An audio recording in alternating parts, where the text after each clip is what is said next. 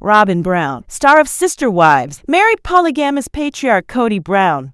And while not everyone in the Brown family accepted her marriage, she unexpectedly bonded with Mykelti Brown.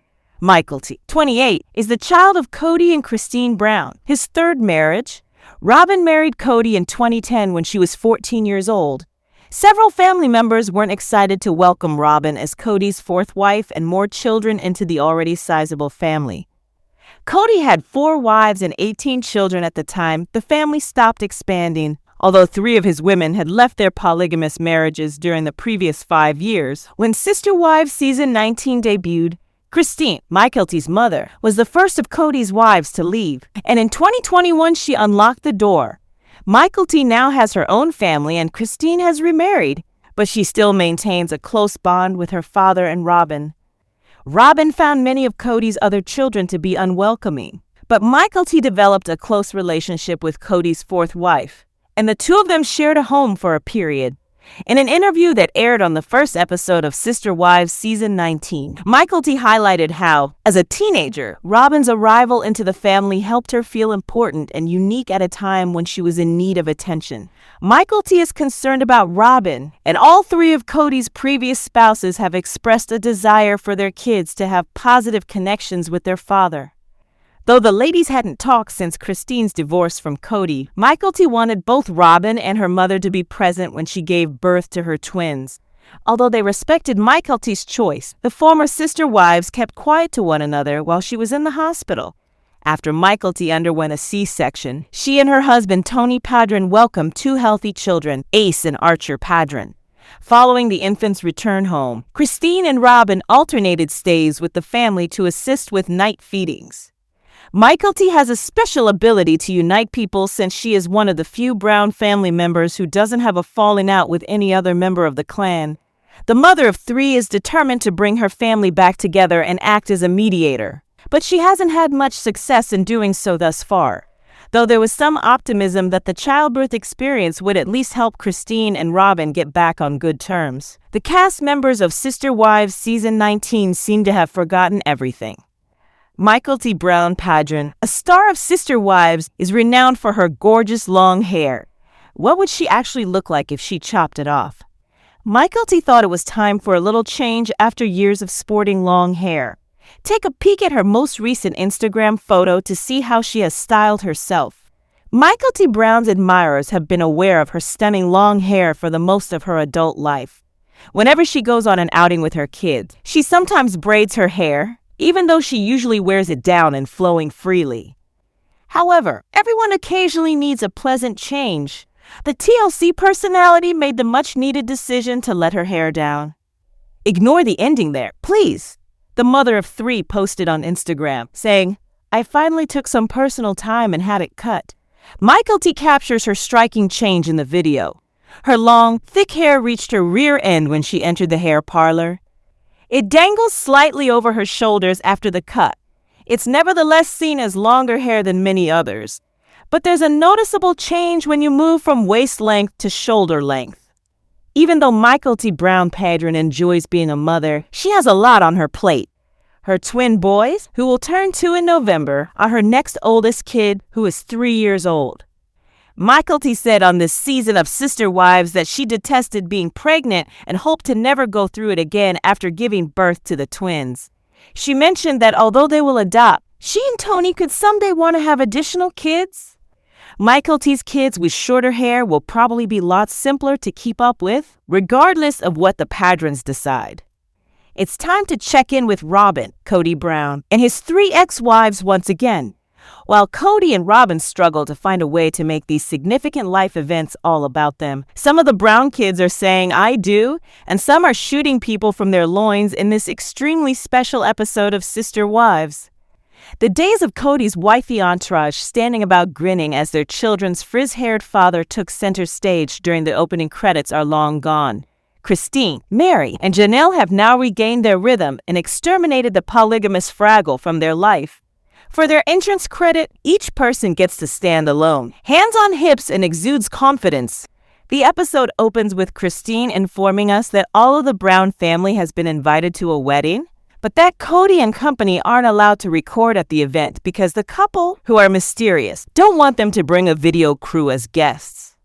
Remarkably, Logan, the oldest Brown child, and his current spouse Mykelti are the ones who are being married in question.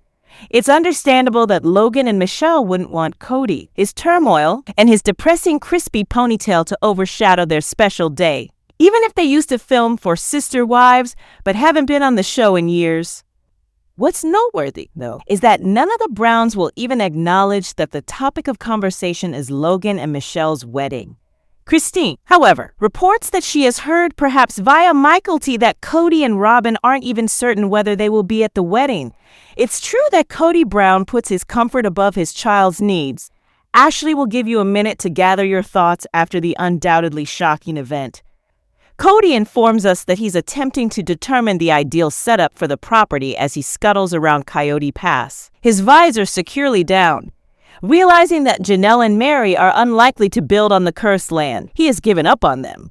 Because Coyote Pass is a tangible representation of his shortcomings as a spouse, parent, provider, and human being, it now causes him a lot of heartbreak. Christine admits that she's a little anxious to see how things work out because this will be the first time that the entire family has been together since the divorce. She says to the cameras that she intends to remain cordial, but not amicable if Kody the Visor King and his tearful wife exit. Even though things are uncomfortable because of Kody's assortment of ex-wives, Robyn tells us that the bride and groom expressly invited her and Kody to go. Therefore, she wants to go. Kody is blind to anything but his own emotions and wants, as usual. I don't want to be there when everyone is staring at me. Kody sulks. You conceited madman. All eyes will be on you if you perform that insane dance floor jig you insist on doing at every wedding. The bride and groom, who happens to be one of your few remaining adult children who still speaks to you, will be the center of attention. Kody claims he is unable to forgive any of his spouses because he is still terribly hurt by their breakup. The awkward moment Janelle will have when she meets Kody and Robyn at the wedding is something she tells us later. We may infer from the sight of an airplane taking off that everyone involved flew to the wedding, which is taking place in Las Vegas. Janelle explains that, despite the great majority of her kids being furious with Kody, they know better than to create a huge issue during a wedding. Rather, they intend to disregard the codster and act as though he doesn't exist. Christine acknowledges that behind everyone else's backs, she and the rest of the family engage in trash talk. It's pretty terrible, according to her, and should make for a suitably uncomfortable wedding. She continues, I would hope that we can all behave. Unfortunately, as cameras were not permitted to shoot during the wedding, we are not able to see the embarrassing situation up close. Janelle updates us on the situation thereafter. She refers to it as bittersweet because she didn't talk to Kody or Robyn and didn't really say anything to Mary. Hey, did anybody else completely forget that Mary was on this ridiculous show? She is somewhere, but where in the world is she? At last, Mary appears and informs us that certain family members do not wish to interact with her. She claims she would rather spend time with the members of her family who haven't ostracized her. While all is going on, Janelle finds it strange that after 30 years of marriage, she and Kody are still so far apart. Once more, Kody makes it all about himself. In his words, Robyn and he were put over in a corner, probably for our safety. What a dramatic adolescent moment. Kody describes how Christine treated him. You and I are not more alike than they are. There is a civil war, total civil war. Later, while wildly cycling down Coyote Pass, Kody confides in Mary that he wouldn't date her if they were both single. Despite the fact that he hasn't had anything to do with Mary since the early 2000s. He claims he doesn't need another bitter ex-wife and will make an effort to get along with her in order to prevent her from joining Christine and Janelle's anti-Kody club.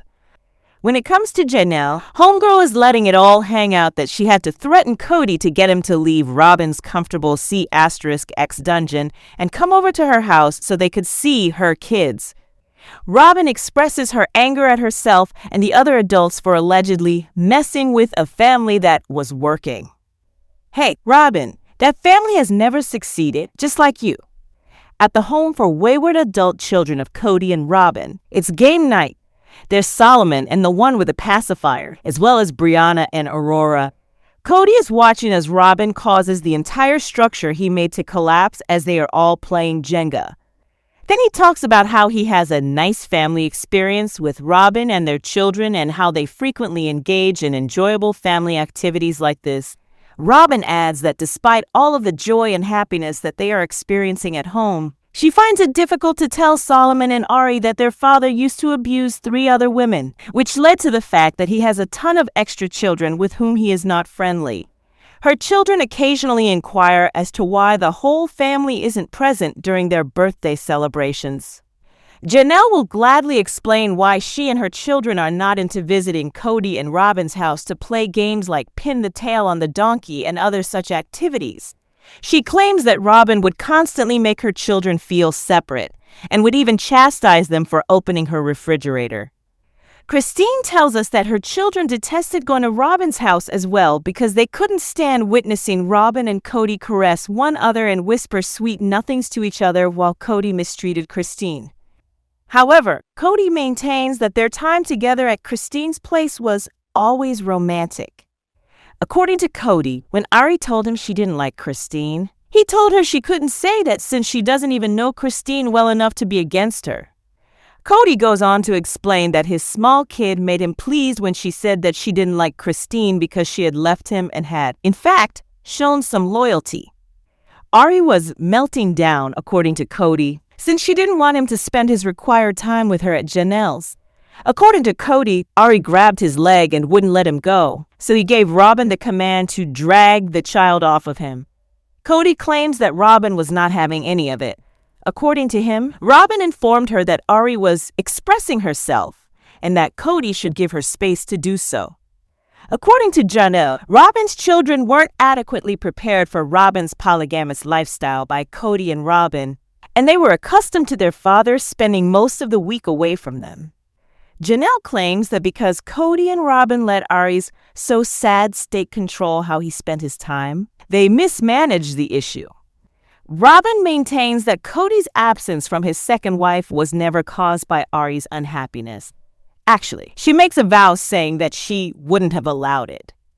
According to Robyn, the loss of Kody's prior spouses and the family is something she is still grieving over. She claims that as a result of it, she suffers situational depression and misses some of the family. While this is going on, Kody says he thinks his children will ultimately come back to him and forget all he did or didn't do. The loss of the family, according to Robyn, has been over-the-top devastating. Mykelti, meantime, is going to squat out her twins in Utah. Mykelti takes the TLC camera team along to her doctor's appointment, giving us an up-close and personal look at her growing baby belly. Mykelti hopes to heave the double Kody grand spawn out of her who had naturally, but she will probably need a C-section after the doctor informs her that one of the twins is breech. Notably, Kody has never experienced the expulsion of a human life from his body. He informs us that home births are his preference since they are a very natural experience. Subsequently, Mykelti is getting ready to give birth to the twins by induction. Even Robyn, who claims it's a huge deal that Mykelti is allowing her to attend the delivery, is thrilled for everyone. In the waiting room of the hospital, she hopes Christine doesn't set up a wrestling bout. Robyn gets behind the wheel and travels to Utah alongside Tony's mother, Maria. Being a martyr herself, Robyn tells us she has made up her mind to forgive Christine for all of her feelings of treachery and promises to get along with her at least, while a doctor is cutting kids out of Mykelti. She asserts that she cannot compel someone else to behave or believe a specific way. Janelle defends Mykelti by stating that she has always been close to Robyn and that, despite their trashbaggery, Mykelti shouldn't be harassed for seeking a connection with her and Kody. Tony gets dressed in medical clothes at the hospital, so he may accompany Mykelti into the operating room for her C-section. As Spin, Robyn, and Christine are left to wait together in the hospital waiting area. Everyone is ecstatic when Archer and Ace are born soon. Christine and Robyn's ability to set aside their disagreements in order to support Mykelti makes her feel fortunate. Robyn tears later, remembering how she and Christine were holding grandbabies together, something Robyn had always dreamed of, as everyone takes turns holding the babies. In the end, Christine stays in the hospital to assist Tony and Mykelti on their first night with the twins. Robyn returns home with Mykelti and Tony the next evening to help with the twins' care alongside Tony's mother. Evelyn, their daughter, is not happy when she sees the new infants.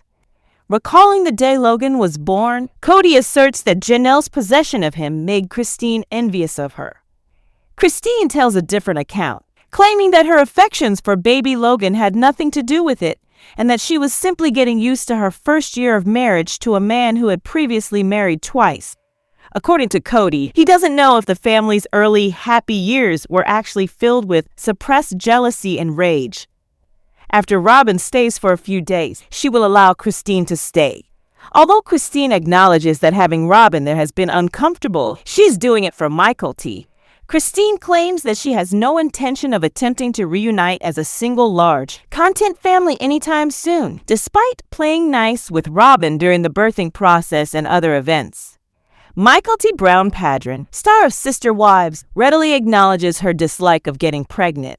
She and her husband, Tony Padron, already have a daughter, Evelyn, and in season 19, she is expecting twin boys.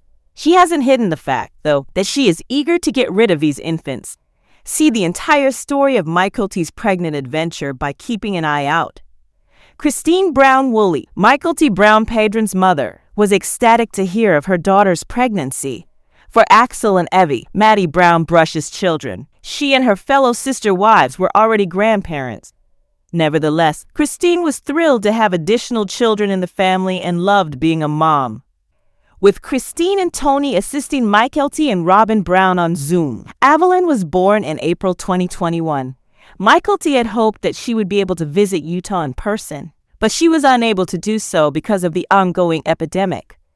Mykelti is done getting pregnant because she is expecting twin boys on Sister Wives, who were born in November 2022. Christine can't help but giggle at the scenario as she shares her travels with the audience. Similar to Janelle Brown and Christine, Mykelti and her sister Maddie are also pregnant at the same time. But unlike Mykelti, Janelle detested being pregnant, while Maddie and Christine enjoyed it. Mykelti is over her second pregnancy. As she states, a people's sneak look suggests that she's eager to take the show on the road. I'm prepared to finish. Hopefully, this is the last time I get pregnant again. This is the final time I will ever be pregnant.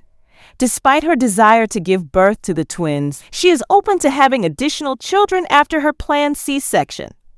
Christine is quite thrilled for this to happen. She gave birth to 5 of her 6 children at home. Regretfully, Mykelti finds the altered course of childbirth events upsetting. Brown, Mykelti Padron had intended to give birth to the twins vaginally. She was ultimately informed that she would need a C-section, which did not make her pleased, but she had accepted the fact. I'll get used to not being able to have them vaginally, but I'm not too thrilled about it.